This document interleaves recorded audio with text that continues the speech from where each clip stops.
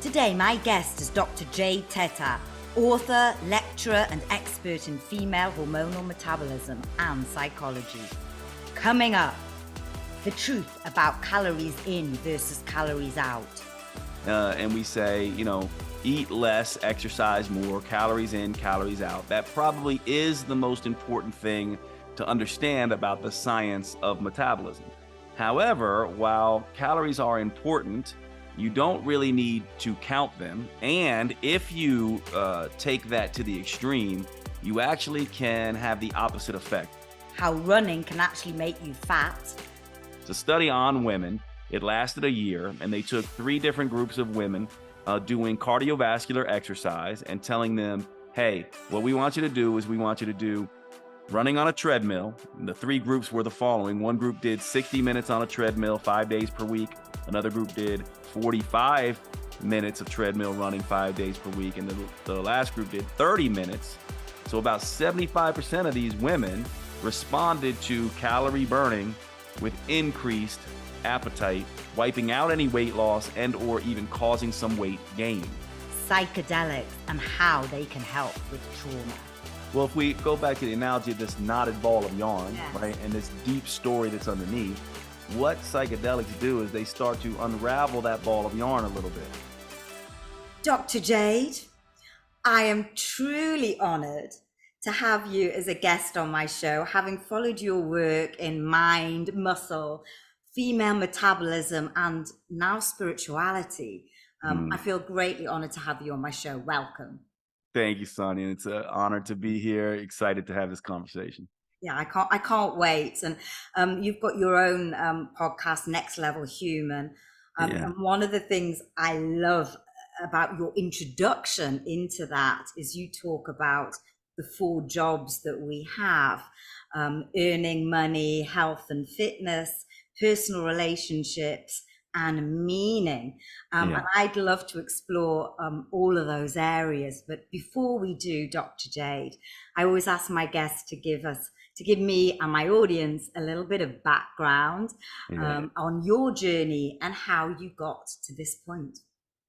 Yeah, well, thank you. Yes, it's been an interesting journey. I started out, actually, a lot of people don't realize this, but I started out at 15 years old as a personal trainer.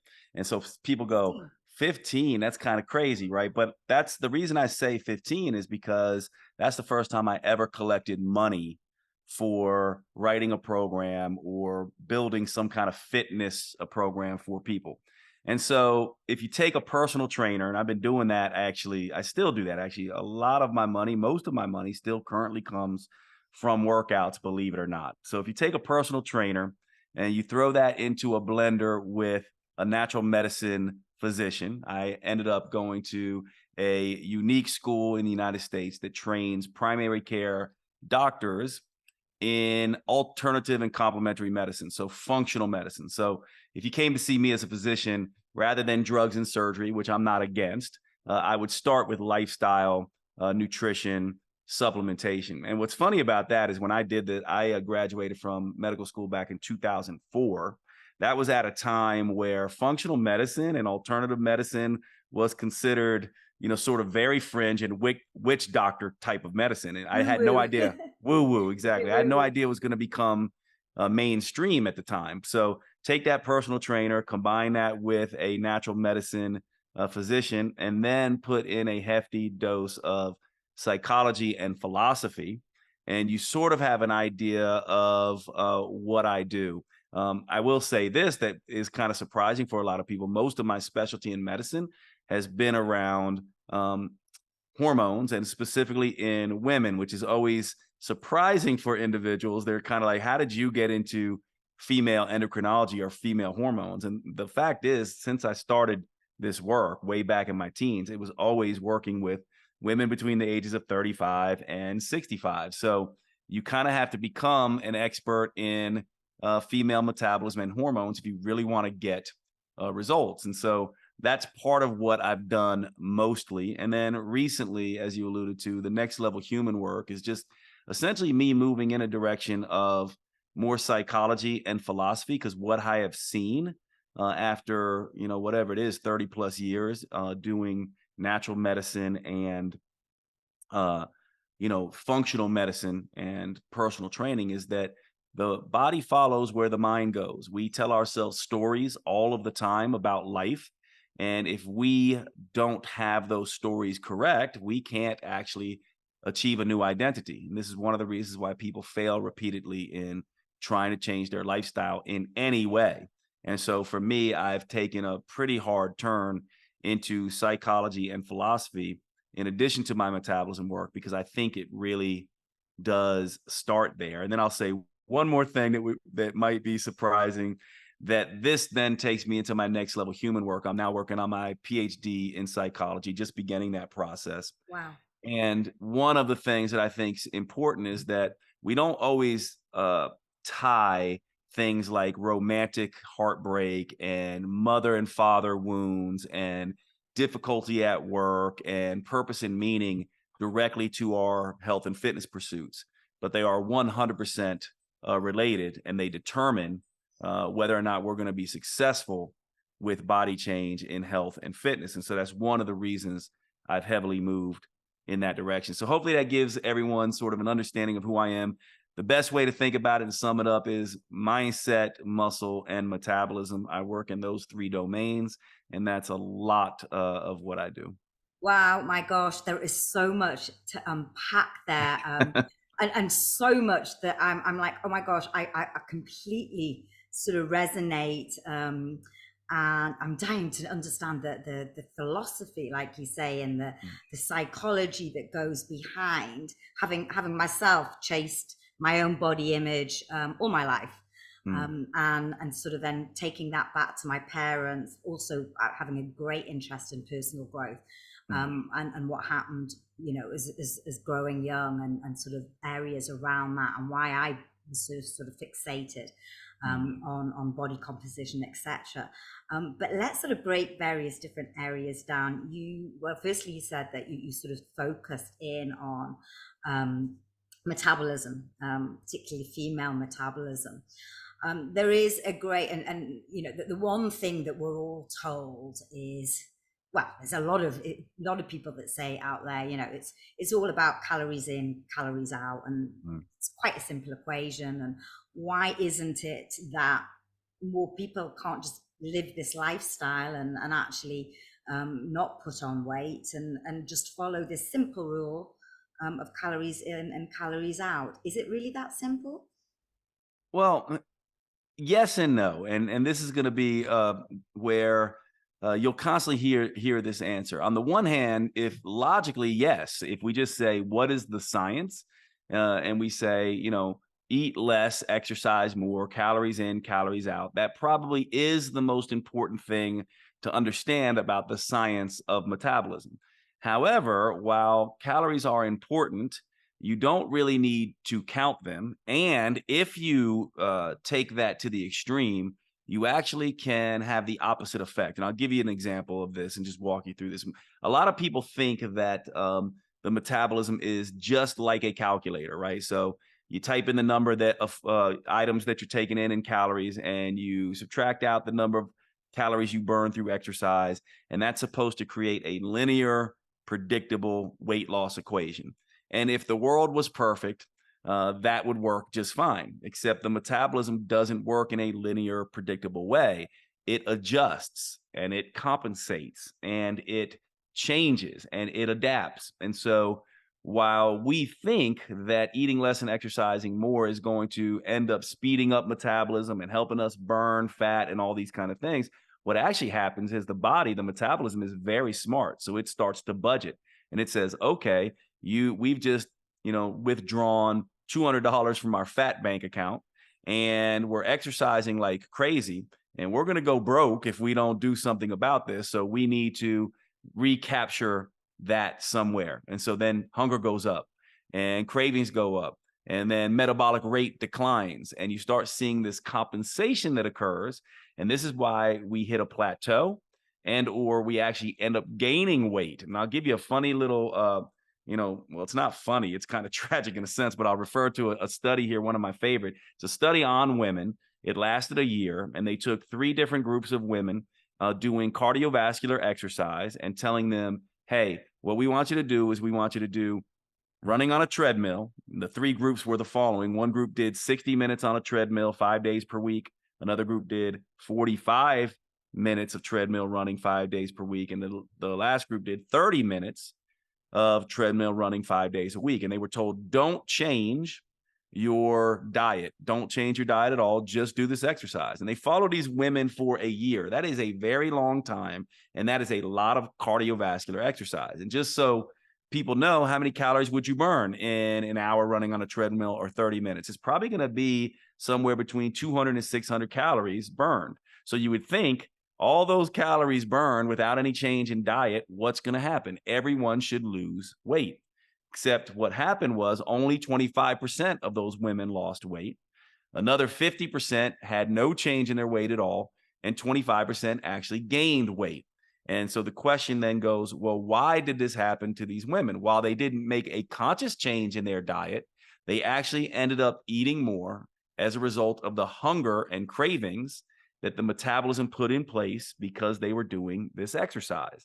So about 75% of these women responded to calorie burning with increased appetite, wiping out any weight loss and or even causing some weight gain.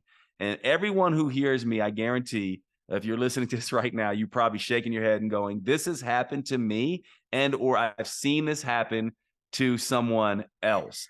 And this is how the metabolism really works. So it's not actually a calculator. And I'll let you just have a comment because I can tell you want to Well, jump in here, and then I'll tell you a little bit about how it does work.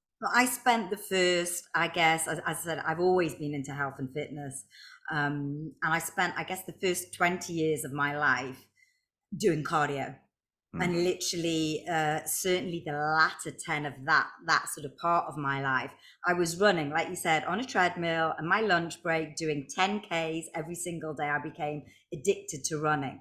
And I'm more of a runner's build. And I guess I was what they call skinny fat. I didn't have, no one would definitely call me fat. I've never been sort of big, but I still didn't have the body of my dreams. And on the weight side, it didn't really change massively. I probably, like you say, put on a little bit, and it wasn't, for me, it was only until I really turned to serious resistance training. And when I say serious resistance training, I was doing a little bit of weightlifting, but not seriously lifting. And it wasn't until I completely changed what I did. And now I see women that are still spending hours doing cardio, and I'm like looking, going, no, you want the beautiful, you want that wonderful figure, ditch the cardio and lift, start doing some heavy lifting. So no, I completely agree. The other thing I was going to say is I got accused a lot of the time as, oh, look, you're okay, you've obviously got a fast metabolism. And it was that sort of, is there such thing as a fast metabolism? Because I didn't actually think I did have a fast metabolism, whatever that means. Yeah. Interestingly enough, that we humans, right, of the primates, if you look at sort of data on all the apes, in a sense, we have the fastest metabolisms of all the great apes, which we are descended from, in a sense, and yet we end up having the highest body fat. And so ultimately what that tells us, and there's a lot of, this is research by Herman Ponzer out of Duke University, who essentially is looking and saying, what we thought about having a fast metabolism actually works in the other direction. Usually the faster the metabolism, the heavier the body. And you might say, well, how does that work? Well, just what I said, when you try to speed up metabolism, what else do? You speed up hunger, you speed up cravings. And so the faster the metabolism, the more we typically want to eat. And so we don't really want a fast metabolism. What we want is a flexible metabolism.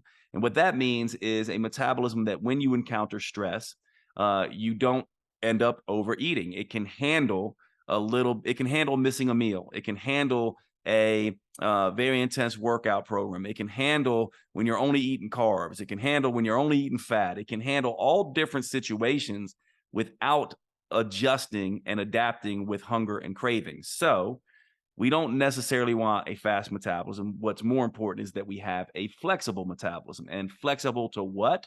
Flexible to stress. So if you really want to know, if it's not about calories, calories are certainly important, and the science says that, but that's not where you're going to make your get your results by hyper focusing on calories. What you probably want to focus on is hyper focusing on stress. Now, as soon as I say that word, it opens up a can of worms because stress is completely overused. It's misunderstood from a metabolism perspective, and it's probably better thought of as metabolic tension in a sense. And Mm. I'll explain how this works because what the metabolism really is, it's not a calculator. It's also not a hormonal chemistry set, like some people say. What it really is it is more like a stress barometer. Here's an example of how to think about metabolism. Imagine a satellite, right? And this satellite has one satellite dish focusing outside, looking at the environment. So for someone like Sonya, it's saying, okay, what's Sonya's weather like in London where she is right now? How bright is it? What Heltering. season is it? Right? How much food availability does she have? How much stress is she under at work? It's looking out and looking at you and your environment, and it's measuring how much stress is out there. What's going on with your sleep? How hard are you exercising? What kind of fuel can you take in? All of this stuff. However, it has another satellite dish as well that focuses inside. So it looks inside the body and goes, okay, what are the liver's needs? And what is the fat cells needs? And what do the muscles need? And what does the brain need? And it then integrates all that outside information with all that inside data, and it plots a course back to balance. So now imagine if this is a satellite that is measuring stress in the outside world and trying to match that with what the internal environment needs, then it's always going to be looking at one thing in particular above all else. It's going to be looking at how much calories are you bringing in versus how many calories are being burned. And that gap between calories in and calories out, we tend to want to see that as a calculator equation, but instead we should be seeing it as a stress equation. In other words, the bigger that gap gets, the more stress is on the metabolic system, and the more it's probably going to react with hunger and cravings. And think about it this way for people who are confused by this. Think about a dieter who eats less and exercises more, and think about how he or she how their hunger and cravings typically will be. They'll typically have excess hunger. They'll typically have cravings. They'll typically have unpredictable, unstable energy. That's the plight of a chronic dieter. However, the couch potato, what we call it here in the United States, is the person who lays on the couch all day and just eats all day. That person also has a huge calorie gap, except now they're taking in way too much food and not burning it. So the calorie gap is really big. To the metabolism, both the dieter and the couch potato, that calorie gap in both ways, even though they're opposite, is a stress to the system. And both of them will have increased hunger, increased cravings, and unpredictable, unstable energy. Why? Because the metabolism's major stress throughout its evolution was what? Starvation. And so it will prepare for starvation when you're overeating and not moving, and it will prepare for starvation when you're overmoving and also under eating. And so that gap in calories sends a message. In the case of the couch potato, it says, hey, winter's coming. In the case of the dieter, it says, winter's here. Both of those are stressful for the metabolism. And that's one way to think about this. It's an adaptable, adjustable, reactive system. What is it adjusting and reacting to? Stress. What's the major stress? The gap between calorie intake and calorie output. And so I'll say one final thing here, and Yeah, I'll no. say, how do you fix that? Well, you fix that by, instead of eating less and exercising more, or eating more and exercising less, you begin to match the calories and bring them back to balance. For example, let's take an athlete, right? An athlete, no athlete in their right mind is going to eat less and exercise more. They don't do that. Not if they want to be good at their sport. What they do is they eat more to fuel the exercise. So they eat more and they exercise more, and they end up having the best bodies. We all want to look like athletes, but we don't do what an athlete would do. Likewise, let's take the Parisian, the stereotypical Parisian woman walking up 4 flights of steps every day. She is not exercising and running like crazy and doing CrossFit and all this stuff. She's walking all the time and she's eating very sparingly. That's an eat less, exercise less approach. Both of those approaches narrow the calorie gap, take stress off the system, and are easier lifestyles for us to maintain, if that makes sense.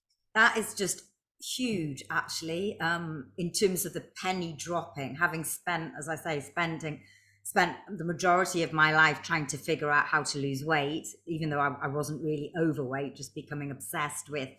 I was in exactly that sort of chain, as a lot of, I think, a lot of women are, that just eat less or go on some crazy diet and exercise all the time, go to this class, this cardio, that cardio, and literally eat like a pigeon and hope you lose weight. And really realize that you're just fatigued, but you're sort of getting energy by thinking, oh, but I've just got to get through the next training session and I'll just Mm, eat something quickly now, and you'll never relax. So that it actually completely makes sense mm, to me now. And I think, why don't more people know that? mm. And as you say, it's that balance, that sweet spot. So I guess the next question would be is, how do you reach that sweet spot? Mm. And I guess it's different for everybody. And Yes. is it the same for men? And is it the same for women? Mhm. Having again gone through this whole 20 years of my life being told, train like a man, there isn't any difference. Of course, we can train like men. And Mm, I was a very much an alpha woman in the city, doing the whole woman in a man's world. And yeah, I can train like a man. Of course I can. mm, And now I completely realize I can't, couldn't. mm, And it mm. was a complete ego thing. Yeah. Well, it is interesting, right? Because we're also in an interesting cultural time, aren't we? Where Mm, we're starting to kind of see, and by the way, the science uh, sort of addresses this. There are real differences, biologically speaking, between male and female, and now we're talking about sex, not gender, right? We're talking about male genitalia, female genitalia. That's sexual dimorphism. There are real differences biologically. We know that. Women menstruate, men do not. Women have two major sex steroids, men have one. Women go through 5 stages of hormonal life stages, men go through two at best, right? And so there are real differences here. Women's hormones fluctuate throughout the month, men don't. Now, at the same time, what we also know, and I just want to address this, we also know that just like on average, men are taller than women, you will certainly find certain women who are taller than most men, right? So we kind of look at this idea that we can look at generalities. And what we do see with gender now is that there is more nuance than just straight male, female. But with all that said, and acknowledging that, what we need to understand is that yes, men and women are different biologically. For most people, that's a no duh moment. It's like, yeah, duh. Just think about menses versus men don't menstruate, right? At the same time, then we have to acknowledge that more mature women are different than younger women. As women approach perimenopause, menopause, postmenopause, pregnancy changes, that a pregnant woman is a woman who's going to be very different than a non-pregnant woman. There's just these gradations. And then more importantly, every woman and every man is different than every other woman and every man. And so your question was, how do we account for this individuality? Well, we have to learn how the metabolism speaks, and it doesn't speak, English or Spanish or French. It speaks metabolism, and that language is a language of biofeedback. So things like the way you're sleeping, whether your sleep is good quantity and good quality and not fragmented. Things like mood. Can you remain focused? Are you stuck in anxiety and depression or resistance or frustration and these kinds of things? What's going on with hunger, energy, and cravings? We talked about that, right? We talked about this idea of, you can have excess hunger, unpredictable energy, unrelenting cravings. But these things like sleep, hunger, mood, energy, and cravings, this is a funny little acronym I'm known for called SHMEC that everyone laughs about. But the idea of SHMEC being in check versus out of check. If sleep, hunger, mood, energy, and cravings is in check, this probably means your metabolism is not under stress, that your metabolism is handling things just fine. If SHMEC is out of check, in other words, sleep is difficult and fragmented, mood is changing and volatile, energy is unpredictable and unstable, hunger is constant and unrelenting, cravings for all these kinds of foods, that tells you that your metabolism is perhaps under stress. And so the first thing to understand is, how do we understand what works for us? We first have to understand how to read the metabolism. If SHMEC's in check, you're probably just fine. and you are going to be able to push hard on the metabolism, diet, exercise, etc. If Schmeck goes out of check, that means things aren't fine. And think about this from a female perspective, which I've worked with my whole life. Think about how a woman might feel during the first half of her menstrual cycle, right? Where she's a week prior to ovulation versus a week prior to menses. She's going to have a whole different sort of subset of sleep, hunger, mood, energy, and cravings. And then once you understand that, you can start to adjust your diet to stabilize sleep, hunger, mood, energy, and cravings first. That's the first thing you do. Get sleep, hunger, mood, energy, and cravings under control. Once it is under control, now your metabolism is in a place of strength. Now you can push on it a little bit. And when you do begin to push on it, you'll see how far it can go. And it's sort of this back and forth playing metabolic detective. So Sonya has to be a metabolic detective. Jade has to be a metabolic detective. All the people listening to this conversation right now, we need to stop being dieters, start being metabolic detectives. How do we do that? We learn to read the signals that our body is sending, and then we learn to adjust and find the right mix of macronutrients and micronutrients, as well as exercise, that keep us in that stable place.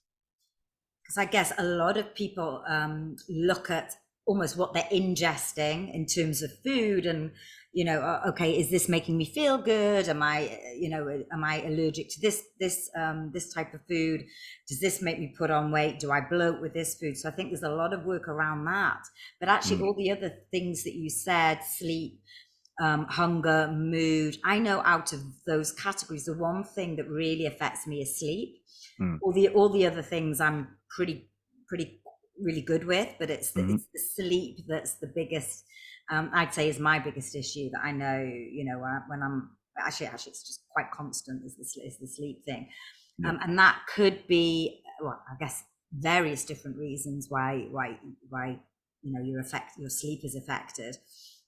But do you, once you've worked out that one thing or that two things, or maybe it's all of those things, is that when you can then start working on your diet and exercise program? Yes, that's exactly right. In other words, like what I oftentimes say, and the listeners can remember this whenever you get in, an argument or a debate about diet. Some people say it's just about calories, and you should ask them, how many calories does sleep have? How many calories does stress have? And what you're alluding to here is that stress and sleep, while you can't eat them, they do have a lot of calories, because if you get sleep deprived or you're under a lot of stress, you're likely to overeat. And so exactly what you said, the first thing is get your biofeedback stable. We all know what it's like trying to eat healthily or be on a diet when we're hungry and craving all the time. When we're in that case, we're fighting ourselves constantly. So step one is get sleep, hunger, mood, energy, and cravings. And by the way, Sonya, it's not just sleep, hunger, mood, energy, and cravings. Schmeck is a catch-all phrase for exercise performance, exercise recovery, signs and symptoms like digestive health, headaches. When it comes to women, libido, right? Menses are two factors that you want to look at. For men, it's libido and erections, right? So all of these things, all the signs and symptoms, all the things that your body is telling you want to take into account, all of that is Schmeck. And so what the first job is to get Schmeck in check, right? Once you do that, then you start going the following. And here's the way that I would do this to make it very simple. Let's say Sonya and I wake up and we have breakfast, right? And let's say you and I, we have, let's say, bacon and eggs, okay? Or bangers and eggs, right? If we're in London, right? And what's going to happen now is we want to look for the next 4 to 6 hours, a good, healthy, flexible metabolism. You and I should be able to go for 4 to 6 hours without hunger, without cravings, and with stable energy. And at the end of that 4 to 6 hours, we should be ready to eat better foods, right? And healthier foods and less of those foods. In other words, we should be like, hey, what do you want to get for lunch? And you're like, well, let's get a salad with maybe chicken breasts on it. And we should both be like, oh, that sounds great, and be satisfied with that, versus let's go get burgers or pizza or, Indian food or Thai and just pig out. Because what we do for breakfast, what we eat or don't eat, should positively impact what we choose to eat, how much we eat, what we crave to eat at lunch and dinner. So what most people do is they just think about this meal as if it's independent from every other meal. And that's not the case. What you eat or don't eat for breakfast will impact what you eat or don't eat for lunch, will impact what you eat or don't eat for dinner. How you sleep, good or bad, will impact whether you're going to want to overeat junk food at breakfast. And so what we want to do is we want to just go back and say, why did I make the choices that I made around dinner? Here in the United States, we have what we call continuous meal. People wake up, they either don't have breakfast or they ate a small little breakfast. Then this is the typical dieter. Then they go to lunch and they get a tiny little salad. And then they get to dinner. And when they get home from work, they're so hungry, they end up eating from 5 p.m. to 11 p.m., which I call continuous meal. All their calories. And then I say, well, it's because of what you did at breakfast and lunch that led to this overeating at dinner. And so that's what I mean with looking at and becoming the metabolic detective. And there's one aspect of SHMEC, which is HEC, HEC, that aspect, hunger, energy, cravings, that you can measure from meal to meal. So, okay, Sonya and I had breakfast of eggs and bacon. What was our HEC, hunger, energy, and cravings for the next 4 to 6 hours? It should be stable and under control. It should help us eat better and less foods later. This is what we're missing because we don't realize that meals are not mutually exclusive. They are directly related to one another. Same thing goes for stress. Same thing goes for sleep. Same thing goes for exercise. Is that making sense and clarify that a little bit? Yeah, absolutely. I guess the question I would have then is in terms of getting down to the detail. I intermittent fast at the moment, but I've gone from having a absolutely dreadful diet for most of my career, having been in the city, which most of it I was drinking my calories, and having some very much under eating and then overtraining. To I then I competed a couple of times, so I went into a bodybuilder, eating 6 times a day, which that's actually when I really started understanding nutrition, because for the first time I was actually eating and not putting weight on. Well, not putting it on in a bad way. My body was changing body composition, and I loved it. And now I'm very much into the longevity and reading how actually intermittent fasting is the best to sort of to maintain a healthy longer life without the sort of the aging effects. What are your views around, is it sort of the small meals often, little and often, or should we intermittent fast? Yeah, it's both. And I'll show you. And I know that always confuses people, but here's the way to think about this. So ideally, let's say that our metabolism doesn't know, right? It doesn't know that there's a Starbucks on every corner, that there's a fast food joint on every corner, that we can get food whenever we need. It doesn't know that. So ideally, right, if you and I just got dropped off on some deserted island somewhere and we were forced to intermittent fast, we would get fantastic results because we wouldn't be able to compensate even if we wanted to. We would just have to deal with the hunger and cravings because we're not going to be able to go binge on pizza, right?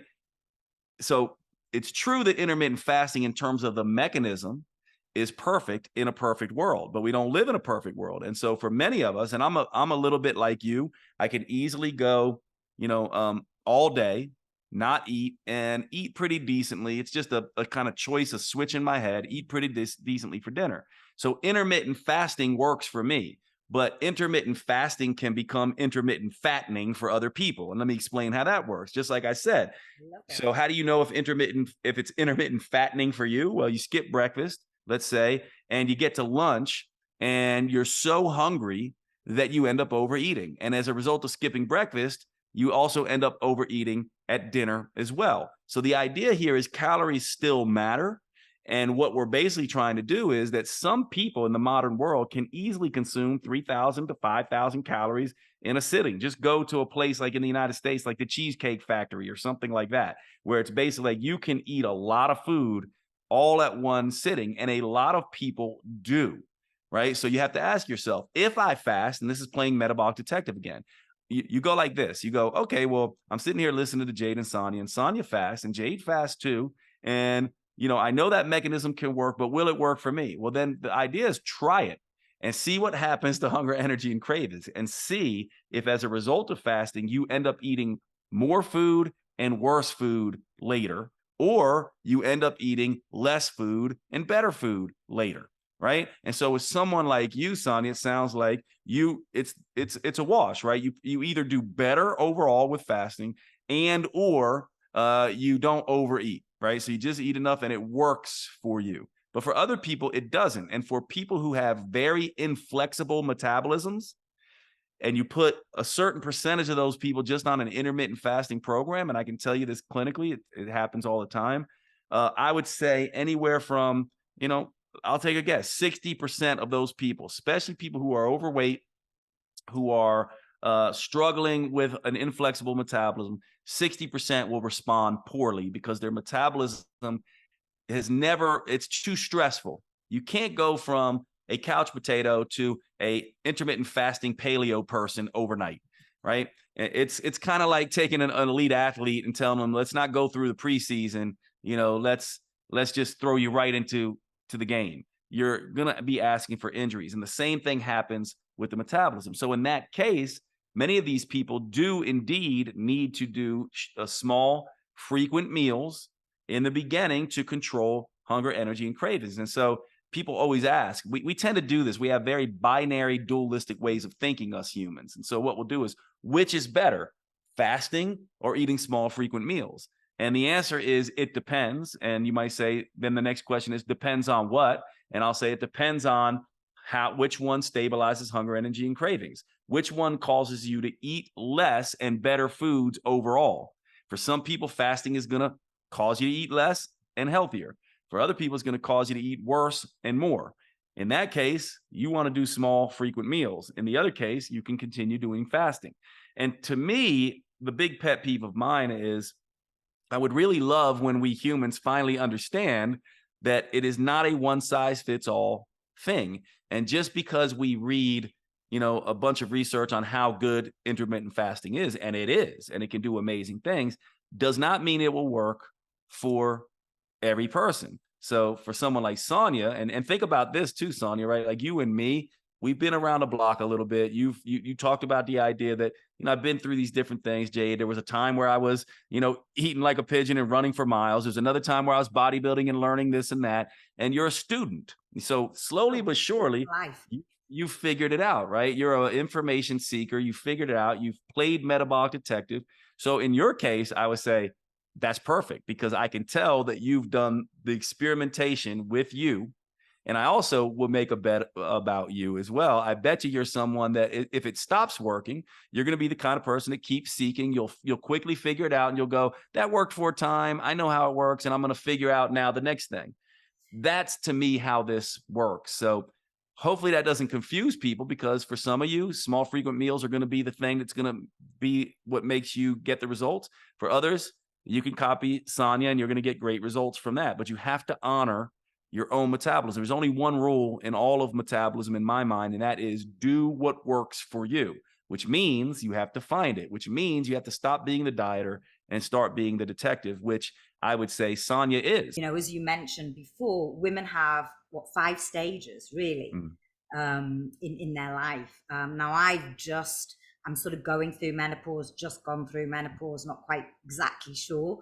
But I've really had to look at what I used to be able to do when I was younger and what I can do now.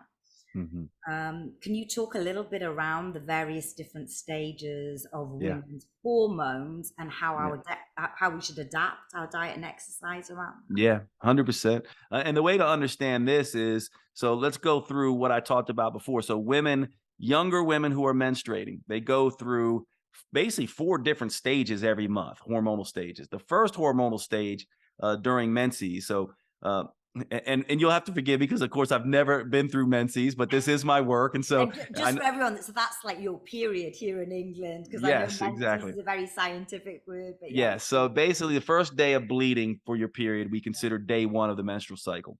Now, during that first 14 days, what's happening is estrogen levels are rising. The follicle, which holds the egg, is secreting estrogen.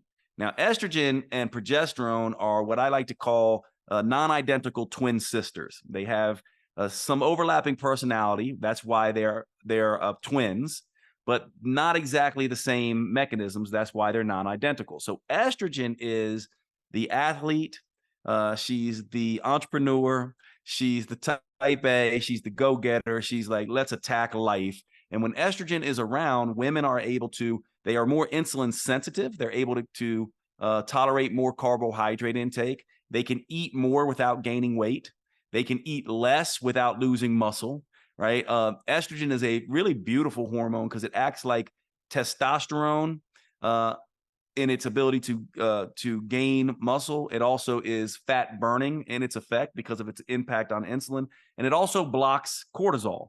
And so during this first 14 days, estrogen wakes up early and is playing, and progesterone is still sleeping in bed, right? So estrogen is dominating, and women tend to feel really good, really focused, really on their game, and their body tends to respond better when estrogen is dominating. Now, at ovulation, the follicle releases the egg, and the follicle becomes the corpus luteum. Now, the corpus luteum becomes the source of progesterone. Progesterone is the opposite in terms of she's the artist, right? So she's the artist, she's the person, she's the yogi, she's the one that wants to go to yoga and, do pottery and is very calm. And she's really trying to look after estrogen and keep estrogen out of trouble. She's motherly. She is a worrier. She's like, don't engage too much over here because you may get in trouble. And so progesterone works with estrogen to block stress, but it works against estrogen with insulin. It makes you more insulin resistant, which, by the way, makes sense because the female metabolism is incredibly smart, right? So it goes, well, you might have a baby coming along. And if that baby's coming along, we need extra blood sugar and extra blood fats to feed that baby. So progesterone worries. She's a future thinker. So she goes, we might have a baby coming along. Let's save some resources just in case. Now, also, progesterone is very anxiolytic. It's anxiety reducing. So what ends up happening then is each month in a younger woman, you get this estrogen dominant phase, and then you get this progesterone dominant phase.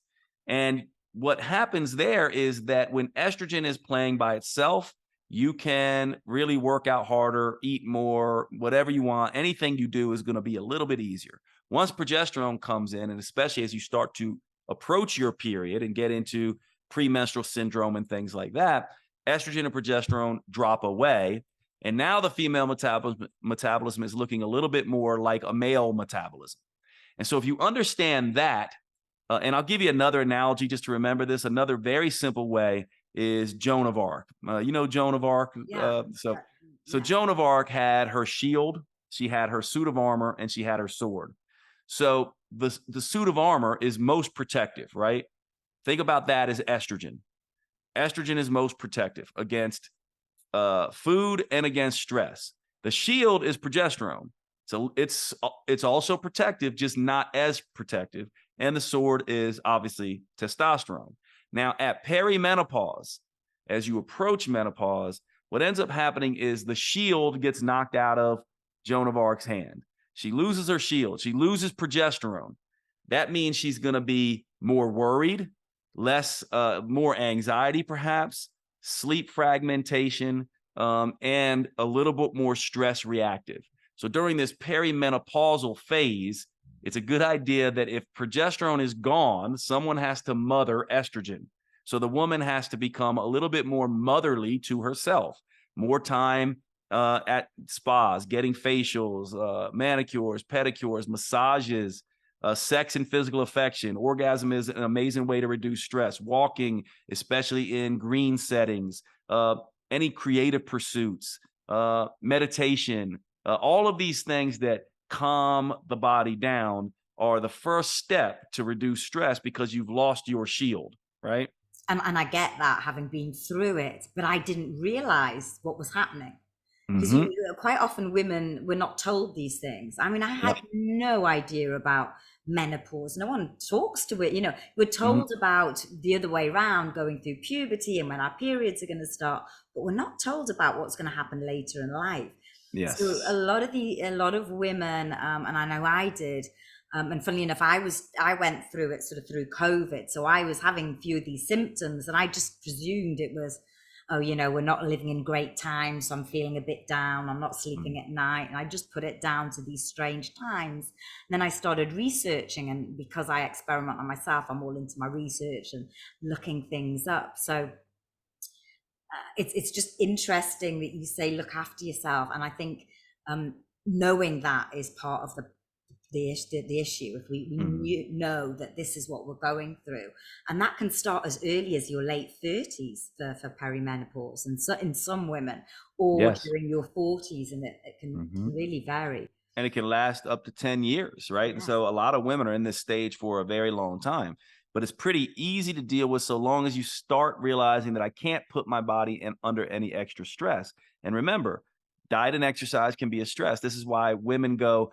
what I was doing prior to perimenopause, which was working great, is no longer working because it's become too stressful, right? And that's when you really got to start minding the calorie gap.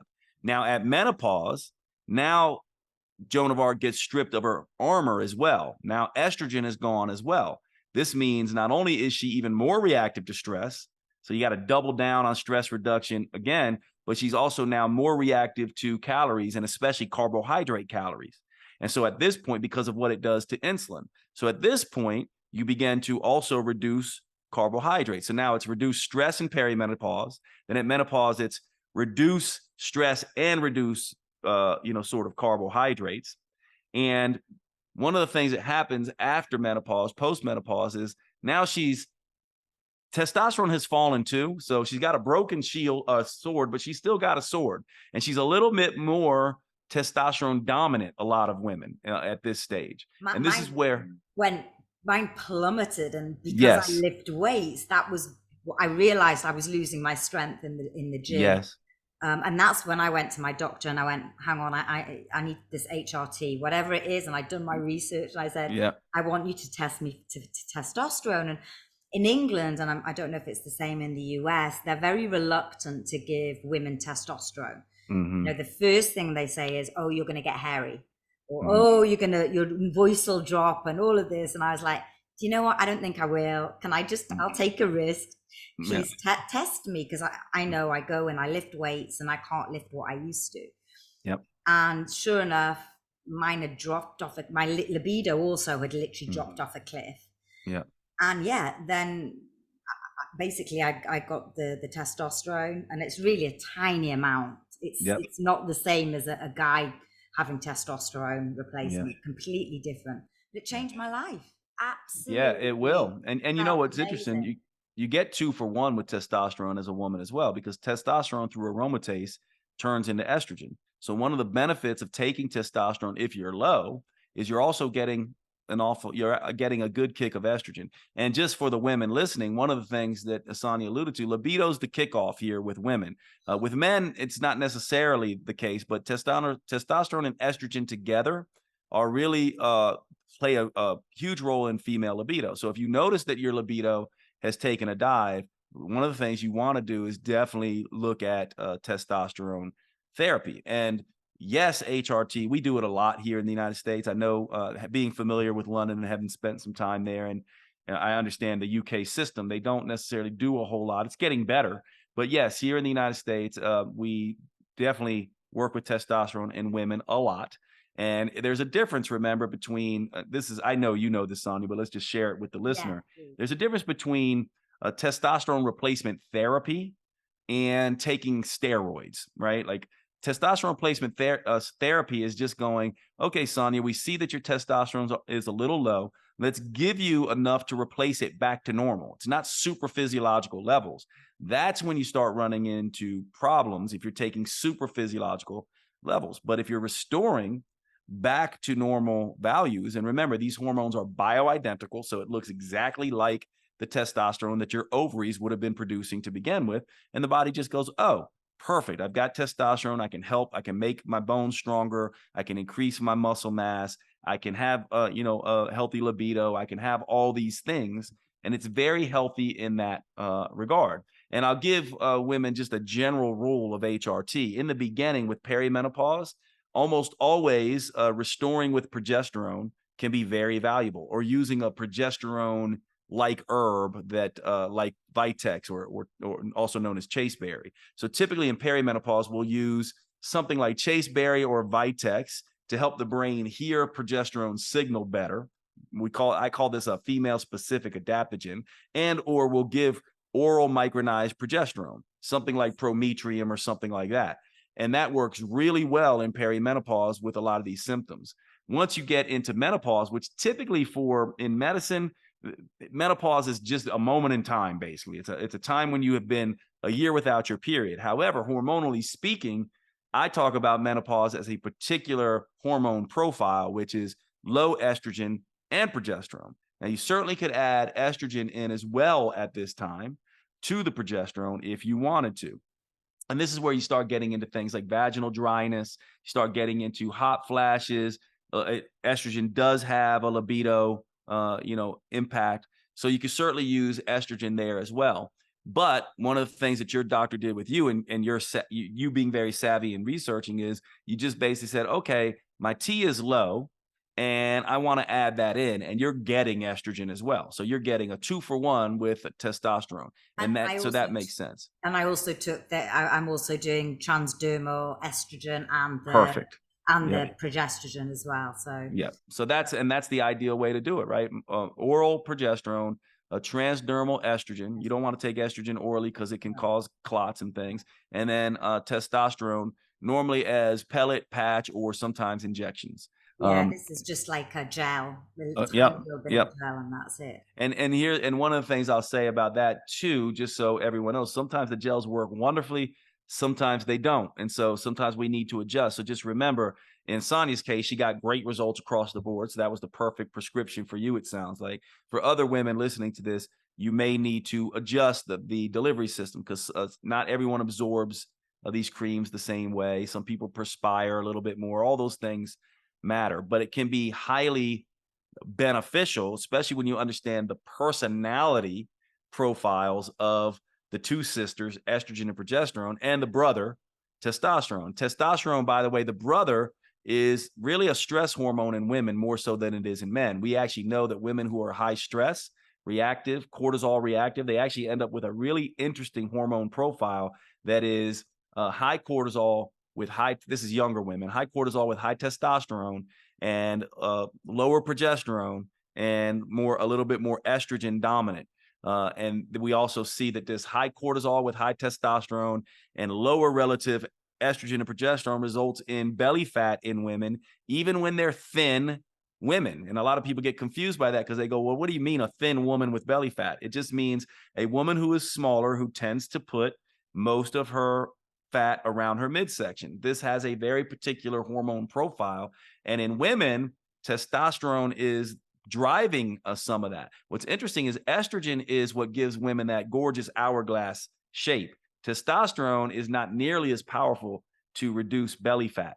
And so if you start gaining belly fat around menopause, you start to realize that's an estrogen effect. And this is how you begin to change these things. And that is another thing I noticed. And I again, because it was through lockdown and COVID, I just presumed it was, well, I'm not going to the gyms because the gyms were closed. I was lifting at home, but I wasn't lifting as heavy because I didn't have the equipment, and I was training outside. But I just put that, my body composition completely changed. And ever since the HRT, I've changed my figure again, and it's quite miraculous seeing the changes. And obviously, I know now it's the HRT that's literally redistributing the fat to the places it should be rather than the places it shouldn't.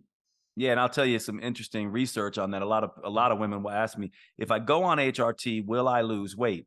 And the truth is, if you go on HRT and don't change your diet or aren't well schooled in diet like you, the typical response is no change in weight and or perhaps weight gain. But what it does do, even if women don't diet or don't know what to do with nutrition like you, is that it does cause a redistribution of fat. So while you may gain a little weight or not lose weight, you will lose some belly fat. And that is highly beneficial. Now, in your case, when you take someone who knows how to diet and is exercising and doing all the right things lifestyle wise, and then you take HRT, you can get a fantastic response. And it sounds like your testimonial speaks to that. And I see that in my clinic all the time. But just understand, for women listening to this, if you don't change your lifestyle, HRT alone is not going to restore your figure. It's got to be that plus, attending to diet and exercise that is unique to you. Just finally, because I do want to come on to the spirituality side of things. If you were to say to women, well, obviously you have a lot of female clients, what would sort of be your say top 3 hacks if a woman was coming to you and saying, look, I need to lose weight and I'm in these areas, I'm not doing great in these areas, and I want a diet or an exercise program? Yeah. So first thing is to realize stress management is going to be key, because that's going to what's going to get schmeck in check. So the first thing is that hour extra in bed may be better than an hour extra on the treadmill, and women need to understand that. So more stress reducing time.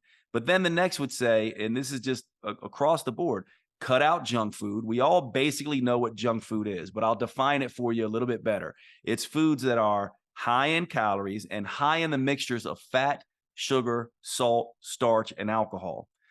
These are the foods that you want. This is burgers and pizzas and, noodles and, anything that's got, bread and cheese and fat and sugar and all of that kind of stuff. So most of us know what that is. And then begin to walk. Think of yourself as an old school Parisian, not the new Parisians, but the old school, where you basically walk, and you eat sparingly, right? That's the first step. So stress management, number 1. Number 2, begin a walking routine. Number 3, cut out junk food. And then the final thing I would say is, if you really want to take it to the next level and start getting the results that someone like Sonya gets, you have to begin to weight train. And this is something that most women simply are not aware of. And it's funny because it's seen as a young man's, thing. But actually, the people who are going to benefit the most from resistance training are going to be more mature women. And so those would be the 4 things to begin to do. And notice how I'm not saying, I'm trying to stay as simple as possible, right? Reduce stress, cut out junk food, become a walker rather than a sitter, and do some resistance training. And stick to those things exactly like that. Become, militant about that, and then watch what happens to your physique. And then you can begin to do some other things. Then once you start getting results, you can take it to the next level when your metabolism is a little bit more flexible, and you can go, you know what, I'm going to start intermittent fasting with Sonya because I want to experience that, or I want to do something else. But those are the 4 places to start. And for the vast majority of women, that is literally all they need. They will get results if they do that. Reduce stress, cut out junk food, start walking, start resistance training. You might say, well, Jade, how much resistance training? Not much. 1 to 3 full body sessions per week is all most people are going to need, unless you just love it and you're really good at it and you're like Sonya and you're just like, hey, I got to do this for my mental health and I love the way I feel and I love the way I look. Cool. But you don't have to overdo this. The big problem is people are overdoing the things, and they don't need to do that. Harder is not better. Smarter is better. Harder is not better. Better is better. So you have to get to this place where you do enough, but not too much. The whole metabolism works off the Goldilocks principle. Don't go to extremes. I love that. And Dr. Jade, it's absolutely true. If I look at how I've changed my diet, exercise, and just managing my life, it's changed over the last 10 years. And I can honestly say I've seen the best results having done all of those things that you've just said. So yes, great advice, great advice. Now I want to change the topic a little bit, although I'm not sure how much it is really changing the topic, because I think there is one thing that links all of this. But you put a lot of personal growth into your certainly into your work and your podcast, and you told me you were starting your PhD. What sort of got you into the personal growth area, and what sort of started that journey for you? Yeah. Well, what I notice is that when people come, and I'm sure you see it all the time, right, Sonny? They come and they say, I want to do this thing, and I want to look this way, or I want to restore my health. It shows up in 4 areas, really, right? I want to work on my finances. I want to work on my health and fitness. I want to work on my personal relationships, specifically romance, right? Because we humans love romance. And I want to feel like my life matters and I'm making a difference. So these are the sort of 4 jobs that every human has to do. Now, here's what happens. What I realized is that when I'm talking to somebody, and what I'm most interested in, like if I was going to get to know you, I would be like, I really want to know what Sonya's identity is. Like and what is identity all about? Identity is the stories that are in the back of your brain that drive everything you do. So what I realized early on is I was like, what people think is they think it's a habit problem. But then I was like, well, what drives habits? Your identity drives your habits. Your habits don't drive your identity. Who you think you are and the stories you're telling about your life. And so when you want to make a change, and I'll use harsh language here, I'm doing it on Oh, purpose please, simply because I please. want people to really get this. You literally have to murder your old identity. If you want to change, you can't be the same person. You have to change your identity. And people don't really know how to do this. They basically want to continue with their old identity and just make a couple habit changes. But those habit changes will never last because they're still stuck in their old identity. And so I got into this work because I was like, if people are really going to change and make these changes for good, they have to change their identity. And let's use you as an example, right? It sounds like one of your identity used to be a runner, right? You identified with that very strongly. Now you identify with something else. So now you're a bodybuilder. And now once you identify as a bodybuilder, you start doing bodybuilder things. Bodybuilders eat a particular way. Bodybuilders train a certain way. Bodybuilders go to certain types of gyms. Bodybuilders eat out a particular way. Bodybuilders prep their food a particular way, right? So everything about you now that you've identified with that is in alignment. And that's ultimately what the problem is. So if I can tell you all day long to do those 4 things, reduce stress, right? Cut out junk food, go for walks, do some resistance training. But if your identity is still someone who's a foodie and loves to overeat and loves wine, then immediately the new identity that I told you to follow is in conflict with your old identity. And you're not going to do any of what I told you, even though logically you might say, I'm going to try that. You won't do any of it because you haven't given up your identity of the foodie and the wine drinker. And so ultimately, it does come down to the identities that we have. And by the way, those identities are very, very much attached to our original development. Whether we have a mother wound or whether we have a father wound or, whether we had safety and acceptance when we were young, whether we felt like we were in our adolescence, whether we felt like we were belong and were part of a group, whether we've been betrayed, whether we've had eating issues, regardless of what it is, our stories and our identity are attached to a past self. And what we need to realize is that we need to stop relating to that past self and start relating to a future self. And that future self has a different identity. Now, we all need to ask ourselves, when's the last time we completely changed our identity? And if we're going to change our body, and if we're going to get healthier, and if we're going to find romance, and if we're going to, be well, get our finances in order and all those things, we need a different identity. That's why this is crucial. And one of the things I'll say here, and I'll just start us off to see what you say, there's a difference in my mind in the idea of how most people approach this. In the United States, I'm not sure if you guys have the same saying in the UK, but there's a saying, fake it until you make it, right? It's very popular here. Well, faking, basically what it says is I have an identity that's really me, and I'm going to pretend that I have this other identity. If we think about actors, it's like an actor. When the director says action, the actor puts on a different identity. And then when the director says cut, the actor goes back to their old identity. This is what most people are doing. They're playing the part. When they're in their gym, they're kind of dipping their toes in.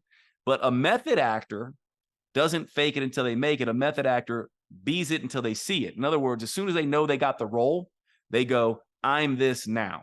And I'm this forever. And and it doesn't matter when the director says action, they're already playing the part. When the director says cut, they continue playing the part. Doesn't matter who's watching, they just are the thing. And so what people need to understand is it's be it until you see it. It's waking up and going, What would a bodybuilder do? What does a bodybuilder do? How do they live from the time they wake up to the time they go to bed? I'm going to start playing that role. I'm going to be it until I see it.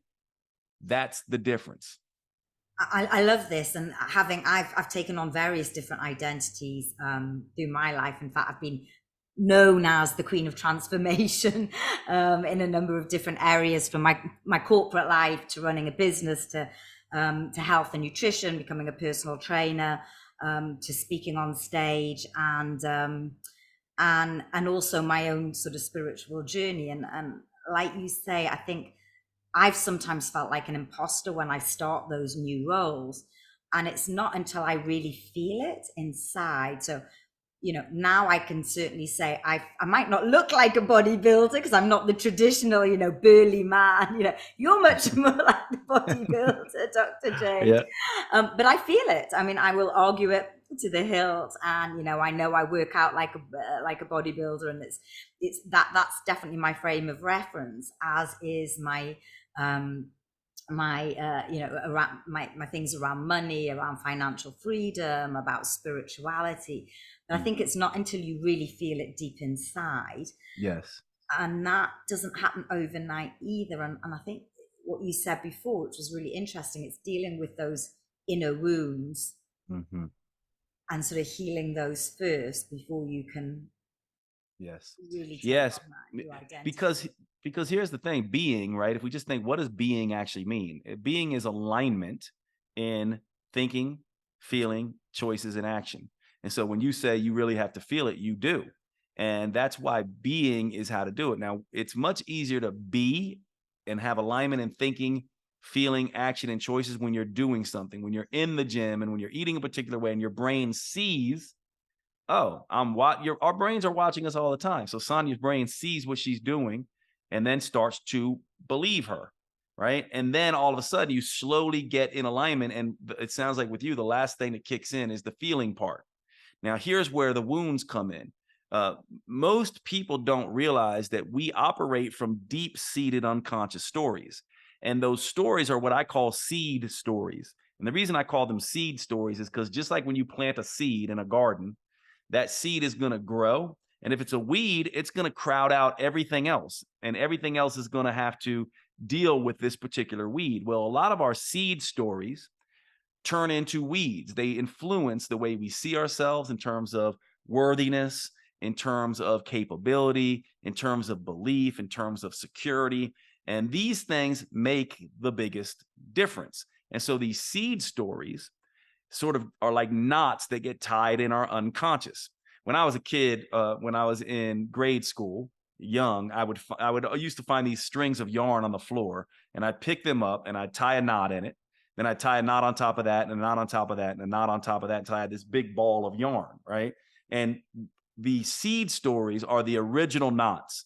They're so deep down under that ball of yarn that we don't necessarily know that they're there. And I'll give you an example from my own life, and I'll get a little bit vulnerable with you, and just you guys Mm, can forgive me here. But so no. I, years back, about 12 years ago now, I had an affair and went through a divorce with my wife, right? And so on the one hand, it's one of the worst things you can do because it's a self-betrayal. It's also a betrayal of someone you love. And then the woman I was having an affair with was also having another affair. So I was betrayed. And so I was in this betrayal sandwich. Now, this is a wound. Many of you have had it, right? Different things. We've all gone through heartbreak. We've lost loved ones, whatever it is. Now, what ended up happening is I could just push that. A lot of people just go, I'm just going to distract, deny, avoid, blame, complain, whimper, whine, maybe even attack, in the hurt people Yeah. type of stuff. But what it did was I said, why did, if I went and looked and tried to look deep into that story, and I used many things here, mainly my writing, journaling, meditation, psychedelics can be beneficial here to help you spot these deep stories. Well, guess what my deep story was? It was a mother wound. I had a very loving mom, but she also was an emotionally volatile mother. She had 4 kids all by the time she was 24. She was loving, but I never knew what I was going to get. So I turned into a people pleaser. Uh, I turned into someone who kept, his emotions in. I also learned to distrust women, right? But yet I wanted female attention. So I had this, and this is what that story, this initial story of that mother wound was all about.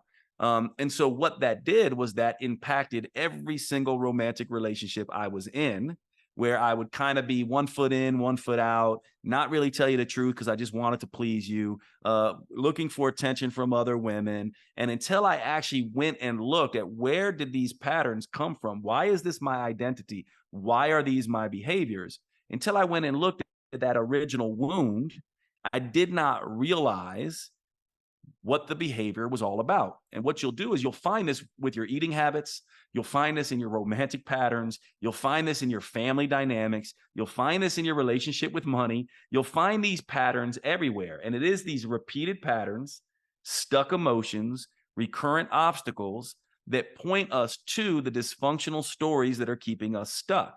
And we all have them. Like we're all like, I imagine you, Sonya, you might say, well, and a lot of you will say, you know what, Jade, honesty was never an issue for me, but I did have an integrity issue or a boundary issue or whatever it is. We all have our own dysfunctions, and those dysfunctions point us to these deep seed stories that influence our unconscious and then influence our behaviors. And so the hypothesis is that we must go and dismantle these old stories so that we can kill the old identity, so that we can be it until you see it into a new identity.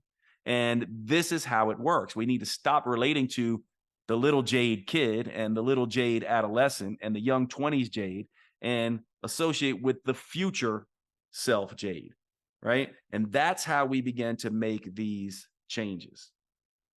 Firstly, thank you so much for sharing that. I really, yeah, that was lovely, and thank you for sharing that, because that, that vulnerability isn't easy, and I very much respect the work that you're doing on that. I'm quite moved because it actually resonates a lot with me and my journey as well.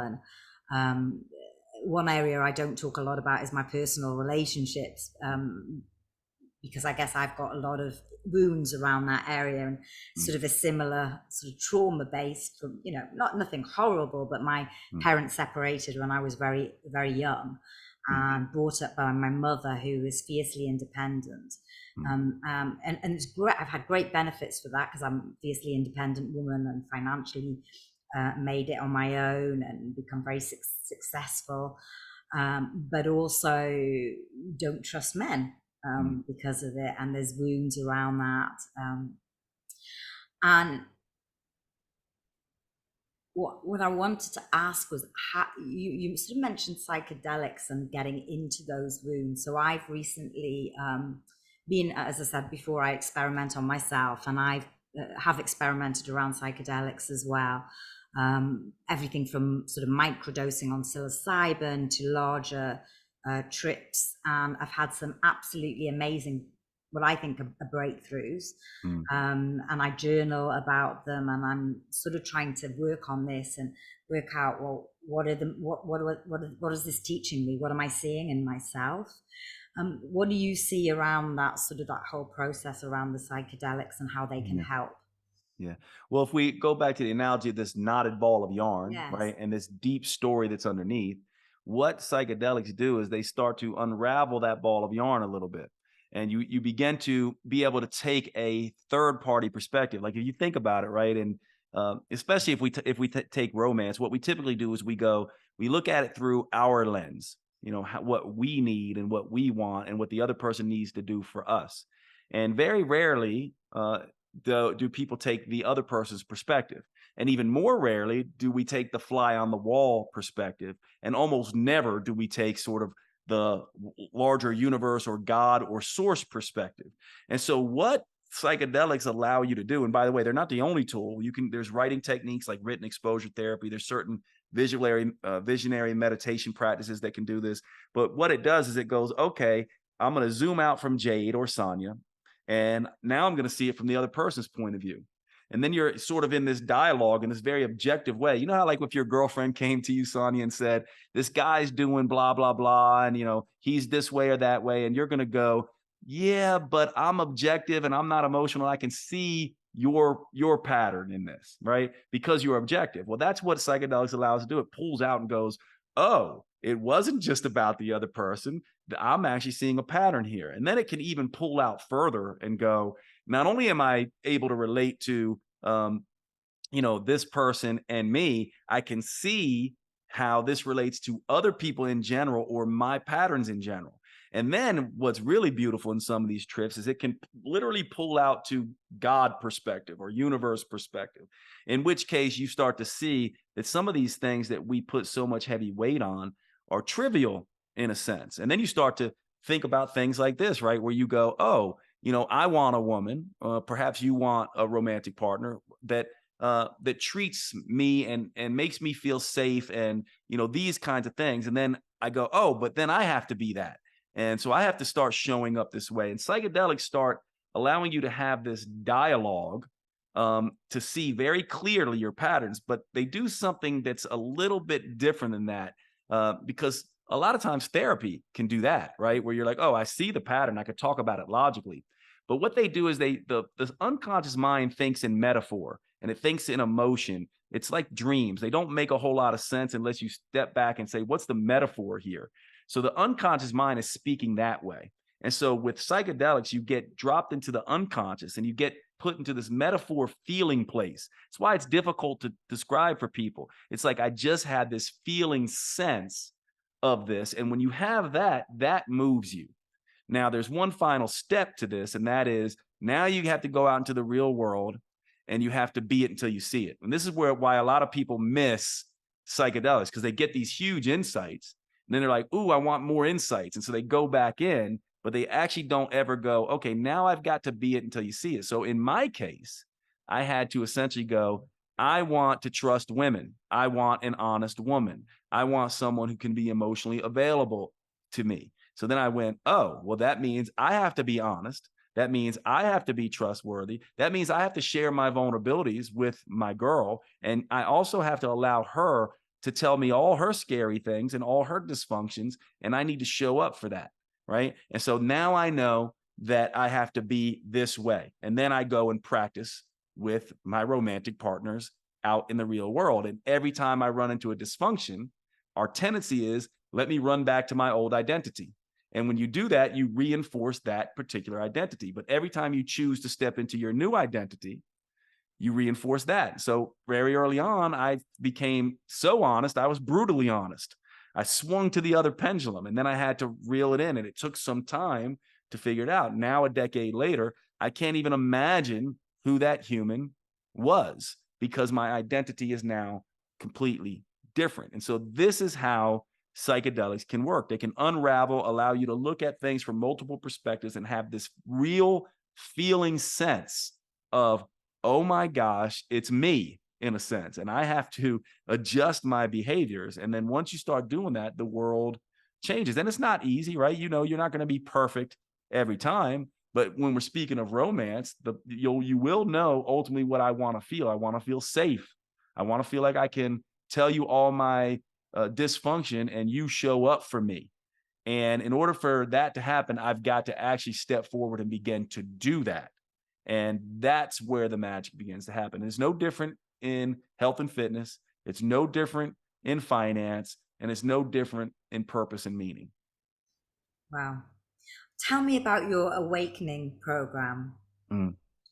Yeah, and so that I'm glad you asked about that, because that's what this essentially is. The Awakening is a program where essentially you come in with me, I guide this, and you are essentially engaged with psychedelics. But more importantly, we are essentially prepping you for this dialogue between selves.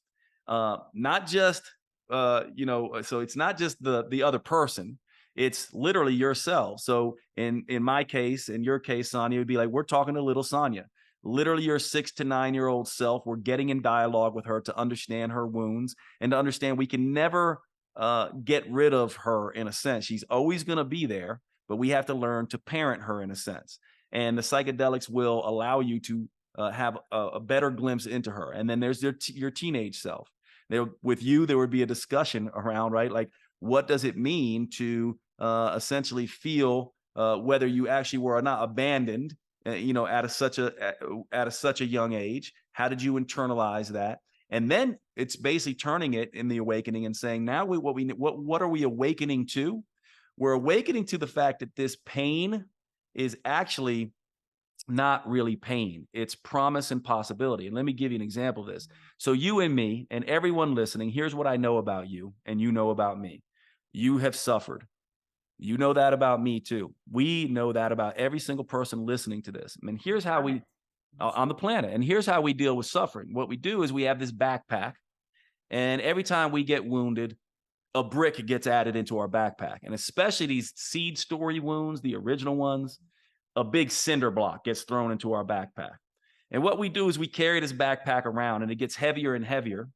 And we blame, complain, whimper, whine, distract, deny when we're really bad and we really are in our base level self. Sometimes we'll pick a brick out of the backpack and throw it at someone else to try to hurt them. But what happened is we've never actually looked in the backpack to see that those aren't really bricks. What they are is tools, lessons that we can use to help other humans, to grow ourselves, to enrich others, and to better the world. We never get to take this backpack off. But what we can do is we can look in and see that pain and go, oh, that's really interesting. I can use that pain as a path to purpose. I can use my suffering as a source of meaning. I can use my hurt as a way to help. And from my perspective, this is the very point of pain in the first place. The reason that you, Sonya, and you, listener, have your pain and Jade has his pain. And let's use you for a minute because you do this amazing show. You pass your lessons on, you're in dialogue with people, you give them permission to show up in the world and be very purposeful in what they do. You do this, and I would guess you do this as your purpose because you've suffered, right? There's part of you that has suffered that goes, I don't want people to suffer in the same way. I've figured certain things out, and I want to share this with other humans. It's definitely my voids, yes. And again, this all, because I've been running the show for a couple of years, but it's changed. It's changing tilt, and this did come from my sort of my trip, in that I really need. I used to hide behind my guests a little bit. I used to interview veterans, and I was much more down the sort of the trauma route, mental health route. Talking to people that had led a life less ordinary, and I was sort of hiding behind their stories. And fascinated by helping them and their trauma and their mental health. But really deep down, that was because I didn't feel worthy enough to get what I felt that I could bring to the world, which was from my voids and my issues and my wounds, which is now why I'm sort of focusing around the sort of the health, wealth, all of that side of things, because that's where I think I can bring some benefit, some sort of wisdom to the world. Yeah. So what's beautiful about that, you are the quintessential next level human, right? Because in a sense, you're taking all the wounds and all the dysfunctions and all the insecurities, which we all have as humans, and you're essentially saying, I've learned lessons from these. Some of them are still struggles. I'm still in process, but I'm going to begin to share these things with other people, because here's the thing that we know about Sonya, and I know about every single listener right now. You are unique. You occupy a unique space, place, and time in the universe. You have unique people who've helped and hurt you. You've got your passions, the things you like, your superpowers, your talents. You got a unique perspective and perception. Most importantly, you have your unique pain. And all of that together, right, makes you a unique spiritual fingerprint. In other words, you and I, Sonya, we teach some of the very same things, right? But there's just the way you show up in the way that you do that people want from you. You and I could be teaching the exact same thing, but just the way you say it, right? The way you do it, they resonate with you.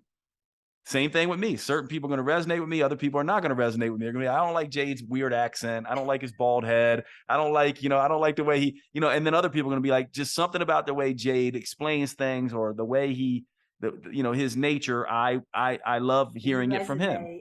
Exactly. And that's really what we're all doing. But we don't get to do that until we decide, I am going to show up in this way, in my authentic self, with my wounds, everything on display, because that's what I have to offer the world. Like, it's not fun for me to sit here and talk about my divorce and my affair. That's a horrible thing. But at the same time, I go, you know what?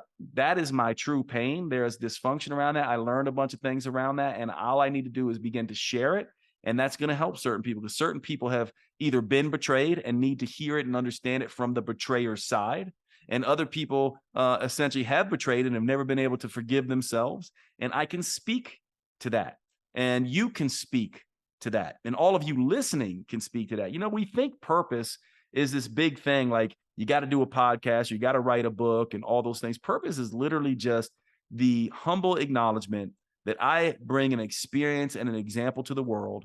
And I can, wherever I go, whether it's in a coffee shop, whether it's, with my lover, or whether it's with, my family, or what I'm doing with my money, I can bring a unique experience to the world that no one else can. And I will do that because I can, without the need for acknowledgement, reciprocation, and reward.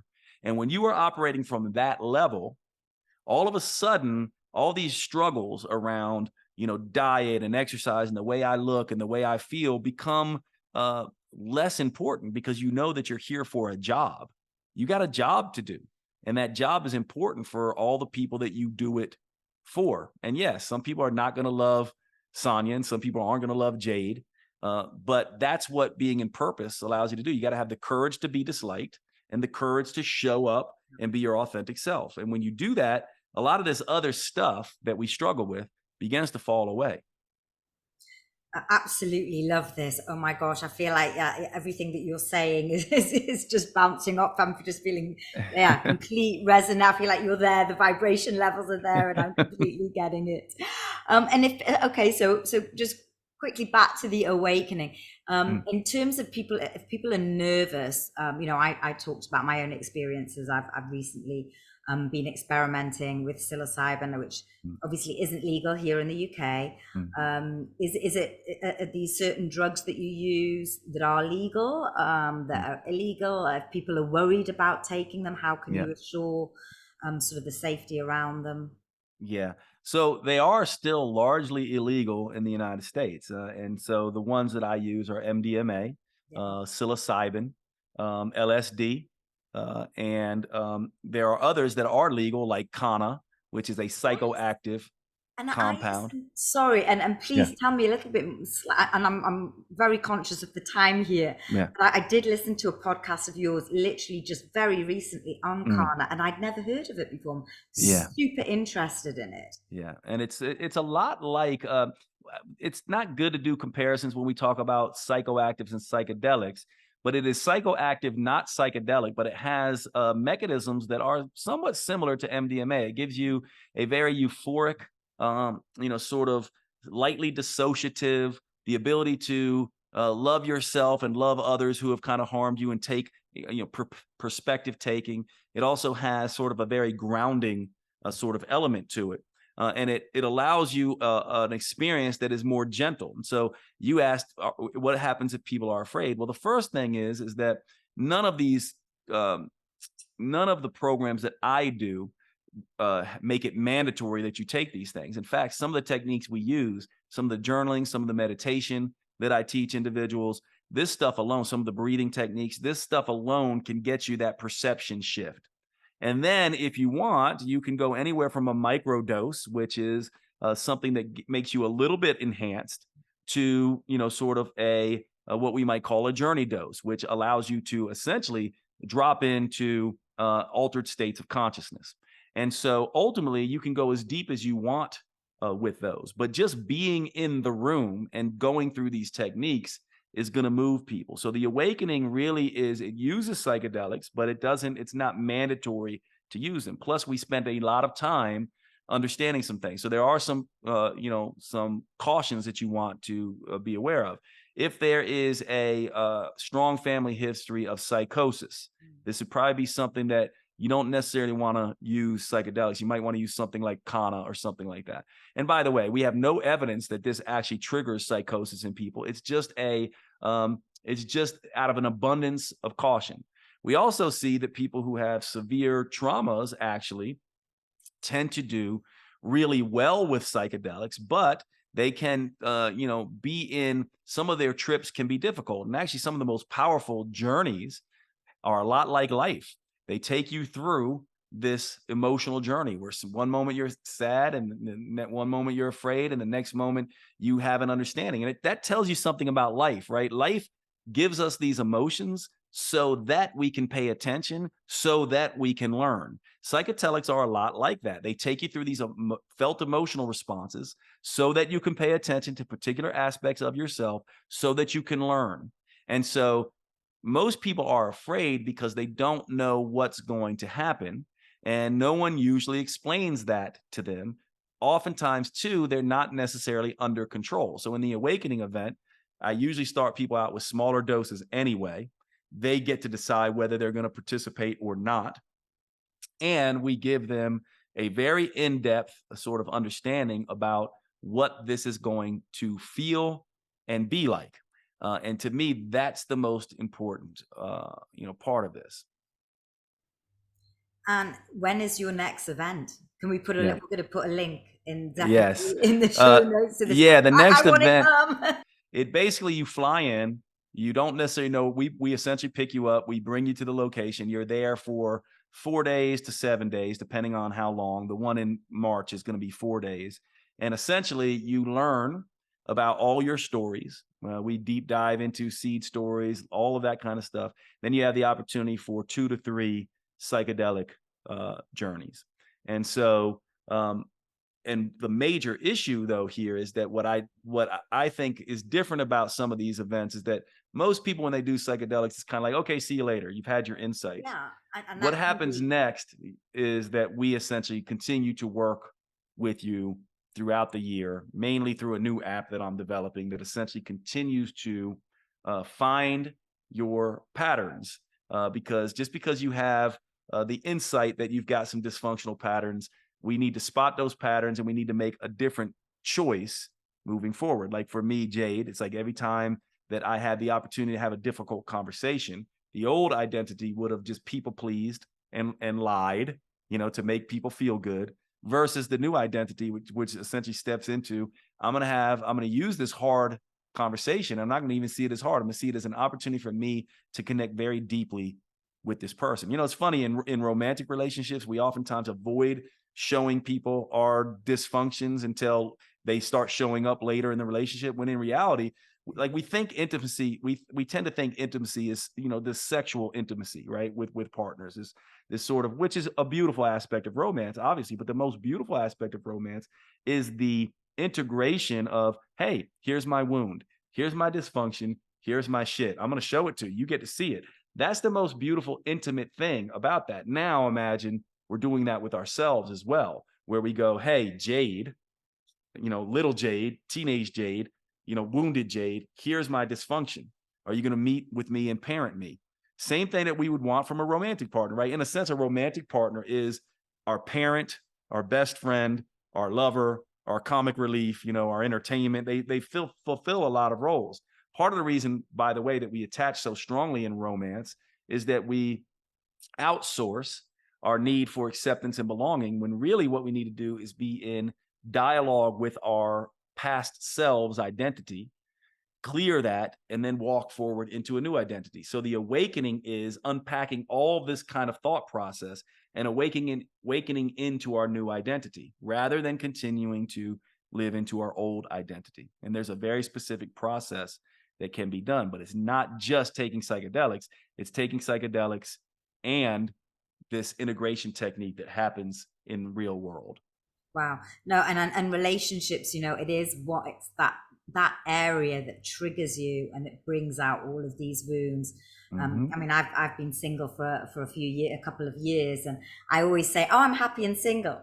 Mm. And there's a reason behind that, because you don't get triggered when you're single. It's very difficult to be triggered when Yep. you're single. But as soon as a relationship comes along, or as soon as I feel like I'm going to get vulnerable or someone could hurt me, then bang, triggers, walls come up, and I can feel Yes. it. And suddenly I'm like, I'm better off single because I don't have all these emotions. But it's Mm. actually facing that, not running away, not building the wall, and working into the wound, I think is so important. And like you say, Yeah. Jade, it's that's where the learning, and that's where you can really change your identity. I love all this.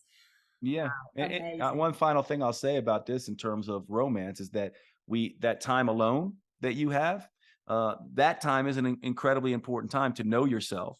But then you need to have the practice. And the practice is, right? It's like, okay, I got to get in relationship. And then you have to go, and I'm speaking to myself and you and all the listeners here as well. Then you have to go, okay, now that I have this new person, I have to understand that I have to practice. And the way I practice is sharing all my shit.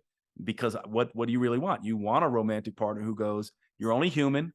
I love you for your dysfunction. Yeah, you're a little strange or weird or whatever it is, but so am I. And I'm going to help you grow, and I'm going to help make you feel safe. And I'm going to understand your wounds because you shared them with me. Now, if they don't understand and we never volunteer them, how can they step into being a better partner? And more importantly, when we're alone, if we're not in dialogue with those other parts of ourselves, we won't be able to even have that conversation with the romantic partner. And we're talking romance just because we all know that's the most important relationship, most substantial relationship most of us adults have. But this goes to friends, this goes to family, this goes to all other relationships as well. And it goes to our relationship with food. It goes to our relationship with exercise. It goes to our relationships and dysfunctions with money. It's all the same stuff, and the process is the same. Yeah. And funnily enough, yes, it can be the hardest relationship of them all. Jade, I absolutely love this. I'm going to come to my final question, though, although I'd love to have you on as a guest again. Yeah, it's been fun. What do you want people to remember you for? Yeah, well, this speaks right to what we were talking about. I want people to remember me as the most honest person that they've met and the most generous person they met. I want people to see me as a person who was about meaning over money and memories over money, and someone who was generous with my time, right? No one's going to care when I die about my 6-pack abs and my bank account. What they're going to care about, right, is how I showed up, how I made time, the experience and the example that I set. And isn't it interesting that the very thing I struggled with is the very thing that I'm an expert in now, that is the very thing that I want to be known as, that is the very thing that I give to the world as a gift. And so that's the thing that I think happens with most people. That's the job that we're here to do, And so to me, who would I be without my pain and my dysfunction and my mess ups? Perhaps much less than I am. And therefore I will embrace it and own it. And I hope that people will see me for that. It's the reason that I'm even here talking to you. Well, thank you, Dr. Jade, for being you and for showing up, being vulnerable and showing us your pain. Where can people find out about you? Yeah. So you can find me on social media. We're all there, it seems like nowadays. So at Jade Teta on social media. My podcast is Next Level Human podcast, and then JadeTeta.com. And Sonya, thank you for your work. Thank you for being so sweet and having me. I really appreciate it. Thank you for tuning into the show. Please subscribe and share. That would really help me get these valuable messages out.